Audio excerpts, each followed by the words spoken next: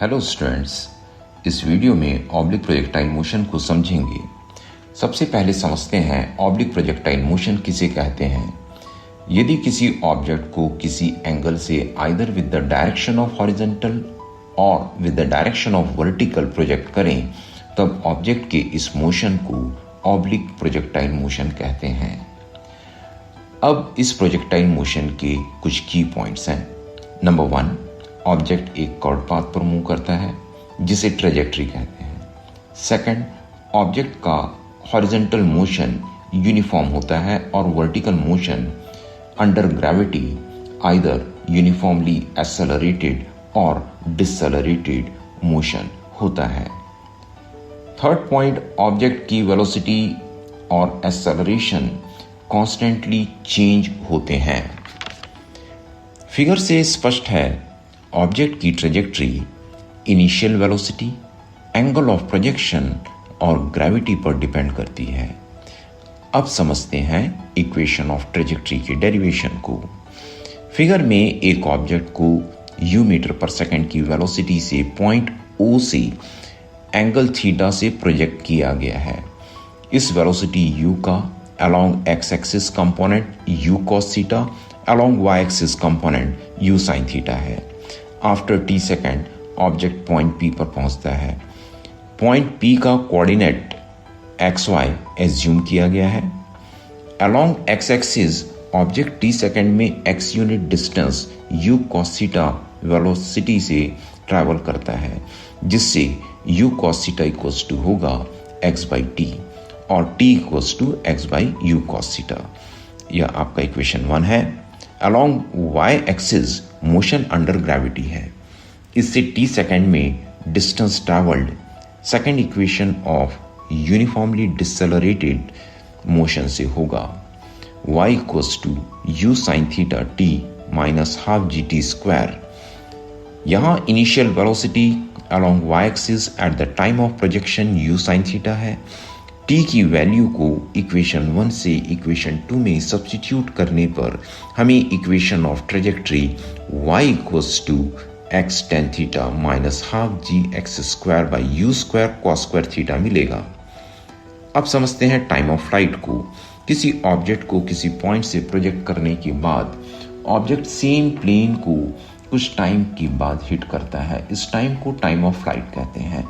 Figure में object को point O से प्रोजेक्ट किया गया है।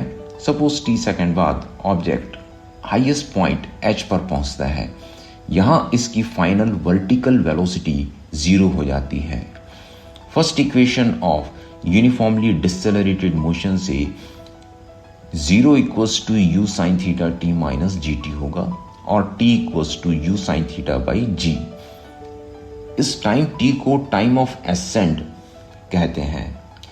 Same time object plane of projection को हिट करने में लेता है। इस तरह time of flight 2 times of time of ascent होगा। Time of flight t equals to 2 times of time of ascent. Time of ascent की वैल्यू को सब्स्टिट्यूट करने पर हमें मिलेगा time of flight t equals to 2u sin theta by g। अब हम maximum height attained by a projectile को समझेंगे। मैक्सिमम हाइट ऑब्जेक्ट का वर्टिकल डिस्प्लेसमेंट होता है जो ग्रेविटी के इन्फ्लुएंस पर होता है। Second equation of uniformly retarded motion से h equals to u sin theta t minus half G T square होगा। इक्वेशन 4 से टाइम ऑफ एसेंट को इक्वेशन 5 में सब्स्टिट्यूट करने पर हमें मिलता है h equals to u square sine square theta by 2g। अब समझते हैं horizontal range of a projectile. किसी ऑब्जेक्ट को प्रोजेक्ट करने पर ऑब्जेक्ट एक मैक्सिमम हॉरिजॉन्टल डिस्टेंस ट्रैवल करता है जो उसका रेंज कहलाता है। फिगर में हॉरिजॉन्टल डायरेक्शन में ऑब्जेक्ट की वेलोसिटी u cos थीटा है और जब object after projection same plane को जब हिट करता है तब लगा टाइम ऑफ फ्लाइट कहलाता है। इस टाइम ऑफ फ्लाइट में u cos थीटा वेलोसिटी से ऑब्जेक्ट के द्वारा डिस्टेंस ट्रैवल्ड ऑब्जेक्ट का रेंज होगा।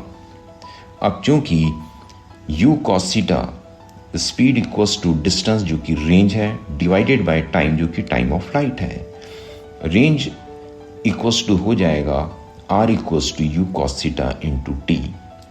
टाइम ऑफ फ्लाइट की वैल्यू यदि हम सब्स्टिट्यूट करें और सिंप्लीफाई करें तब हमें range r equals to u square sine 2 theta by g मिलता है। किसी ऑब्लिक प्रोजेक्टाइल मोशन में रेंज मैक्सिमम होगा जब थीटा की वैल्यू 45 डिग्री होती है।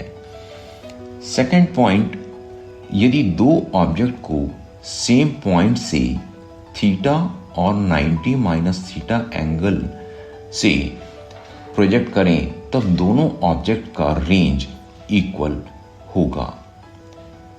तो आज के इस वीडियो में बस यहीं तक। Thanks for watching this video.